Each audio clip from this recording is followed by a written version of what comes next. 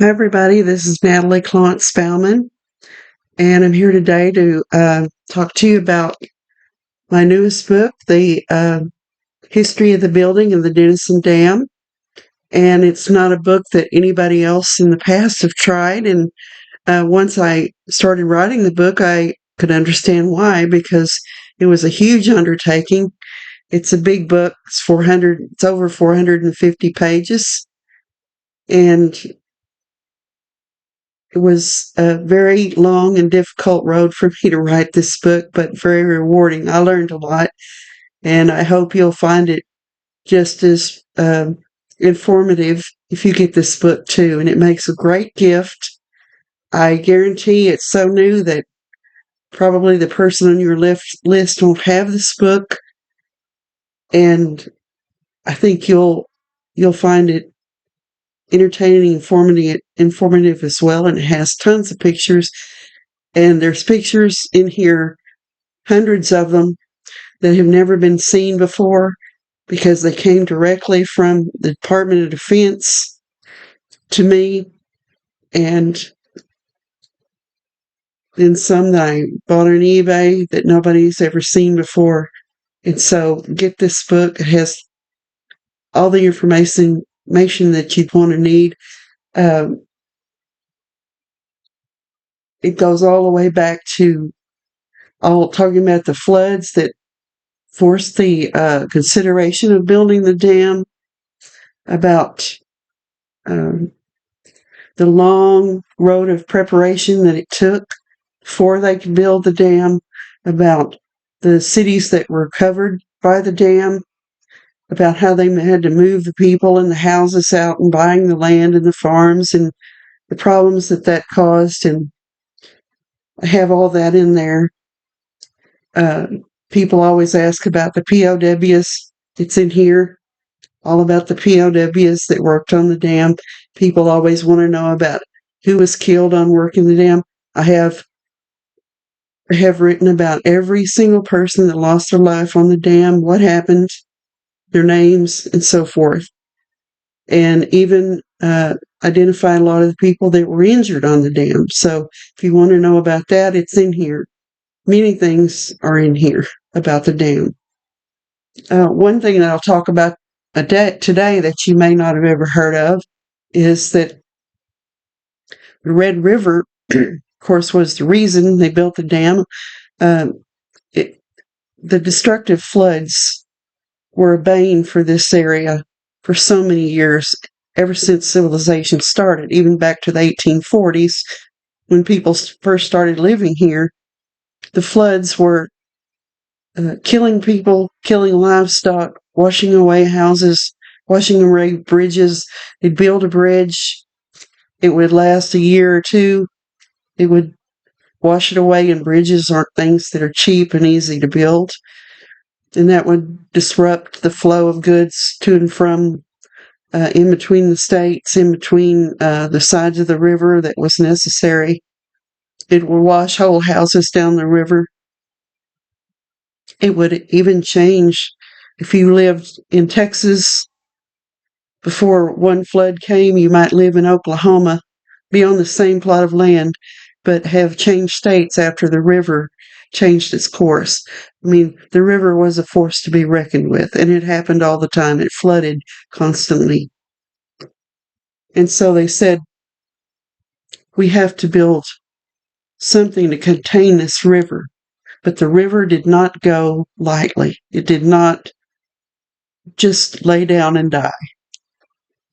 And that's in this book as well. The fight that the river put up, because in order to build the dam, they had to have bridges across the river to transport goods back and forth to build the dam.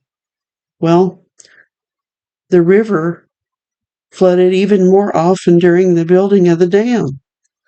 And every bridge that they put up washed away. The temporary bridges, here's a whole chapter on it, the temporary bridges on the Denison Dam site and the floods which destroyed them. And even the dam itself, when they would do work on the dam, the floods would come along and the river would wash away the dam work that they had done. And it got to the point where the contractors that were hired to work on the dam said they believed instead of dam builders, they were bridge builders, because all they were doing is just replacing bridges that had been washed away by the dam. Let me get to, well, here are some of the bridges that were washed away by the dam, the temporary bridges that they were trying to use to get across the river. It was in 1941. It came several floods that year, several. And here's another one where they had built up the dam, that we see today. They had partially built up the embankment, and here the flood comes along and washes part of it out. So even that wasn't immune to the floods that came by.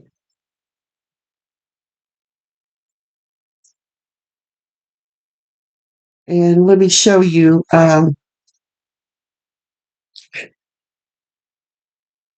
It even ate the heavy equipment. You see here the heavy equipment stuck in the mud.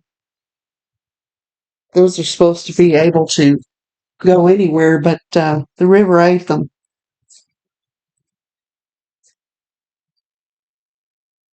And they tried something new. They had it was during the war in 1942. They decided to try a different kind of bridge, a ponton bridge, a floating bridge. And they thought, we're about to send some men over to Europe, and they need to build these floating bridges so our men can get across these bridges in Europe. So we'll test it out here. So there were 400 men of the 86th Engineer Heavy Ponton Battalion of the U.S. Army who came and from Fort Knox, Kentucky, and they were going to build a temporary bridge. And they did. They put out a 465-foot long bridge, and they completed it in only 22 hours. See that this would span the bridge. And here we see them. We see them here.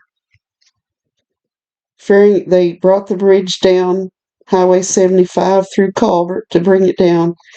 And here we see them in this picture putting it across and crossing the river at its narrowest point to try to ferry equipment across the bridge.